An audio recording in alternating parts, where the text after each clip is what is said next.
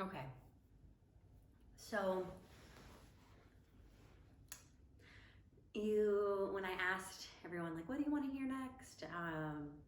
They were like, your story, which I'm not surprised, in a way, because, who doesn't want to hear a good story? So my story started like many addicts when they were little. And, it's a complicated topic because a lot of addiction research talks about trauma is the basis of addiction, which I actually do believe that. Gabor Mate has done a lot of studies on this and a lot of research, and I believe that even genetic alcoholism is ancestral trauma, and we are holding our trauma of our ancestors when we are, expressing alcoholism. There's also the epigenetics side of it. That means I didn't have to express the genetic alcoholism, but I chose to, because I chose to live life with numbing it with alcohol and drugs from a very young age. Whose fault is that? That's not really of my concern anymore. I think really it's mine. You have to own your life. And I didn't have to abuse drugs and alcohol, but it was what was there. And so I started at a very young age, about 7th or 8th grade. I was drinking, and then I was using marijuana in high school and college a lot. It was just like, that was my first love, really, alcohol. But Mary Jane was like my girl, and I used that very alcoholically or addictly, like from the very beginning. I would use, marijuana and go to school in like high school and like, all these different ways that it was just kind of not recreational. And so looking back on that, I see those patterns. And then I went into college and I started, really getting into the party scene. And because I had that ancestral trauma, I had already really lifted off in my epigenetic expression of my alcoholism. I was, off to the races. I was really using in a big way. I mean, and I went to Washington State University, and this is not a plug or a bad thing about, Wazoo, but many of you will watch this that I went to college with, and we know like that shit was great. Some people just do it differently, and I always just did it differently. I think I always took it to the next level. And so I went through, some hard things in my end of my college years. Lost love, confusion with my degree, because I was told, got to figure it out by the age of 22 or 21, what you're going to do with the rest of your life, which is so difficult for someone. And so yeah, I had those hard things happen to me at that age, and because alcohol and drugs had become my main use for anything that was fun, anything that was bad, anything that was mediocre, I turned to them even more. And that's when I really, really think my alcoholism lifted off. So I ended up graduating college with a great education. I had 2 degrees.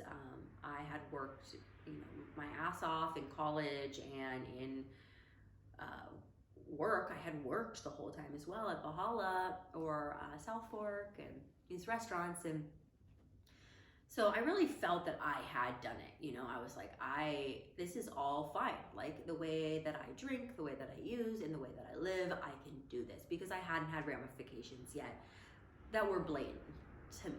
Then I moved to Australia. And so I ended up being inspired to do that because of a scholarship that I wanted out there to work on holistic psychology and holistic medicine. And it's been my dream since I was very little, and I didn't end up getting that scholarship, but I decided that I was going to go anyways. So me and a friend went for a year, and you throw an already starting alcoholic into Australia in the backpacking community, and that's just like a dream come true. And you know, when I say these stories, I don't have any regrets. Like, I look at my addiction past and my, you know, my past in general, and I don't regret anything that I ever did. I don't regret my life path. I think it's exactly the way it was supposed to be. So, you know, I partied my butt off there, and I had so much fun. And I mean, that's a whole nother, you know, host of stories. But, you know, I created a lot of amazing friendships there, but, you know, used, and really depleted my nervous system. And everything was about that. You know, it wasn't about enjoying life.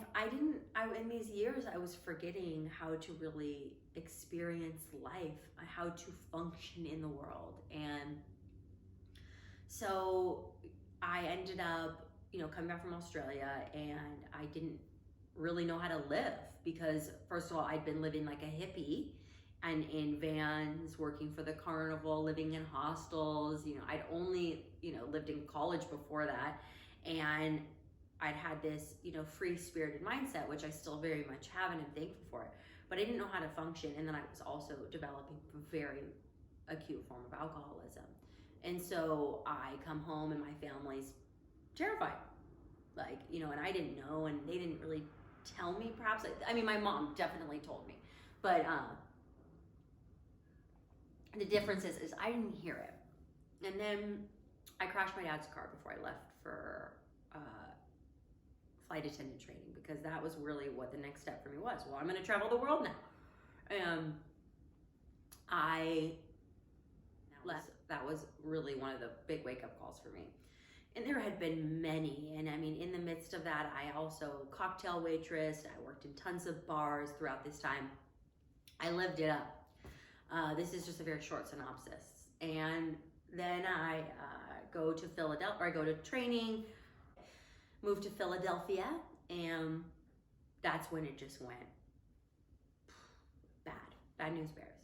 And, you know, that's when I started, you know, without really going into, I'm very vulnerable. Like, this is an open book, but, you know, partly, you know, I started drinking a lot alone, using alone, and that's when it got dark. And that's when I started spending time with people I would never have spent time with. I was attracting such a dark vibration into my life because I was emitting such a dark vibration that it was awful. And, you know, long story short, I lost friends. I started turning people away from me that actually, like, I never thought would. I was a hot mess, and I couldn't function, and all I knew how to do was to drink and party. So I started dabbling in AA while I was in Philadelphia, and I was like, you know, this is maybe gonna work, because my dad had told me about it. You know, that, like, AA, and I'm like, AA, like, what the fuck? So, you know, I go, and I'm immediately like, this is not for me, you know, and I relapse, in and out, you know. Then I think I can handle my alcohol again, and, you know, that's a whole nother thing. You know, I thought that I could handle drinking after 4 months of sobriety, and, you know, I did like half the steps, and I relapsed again, and you could see that, like, even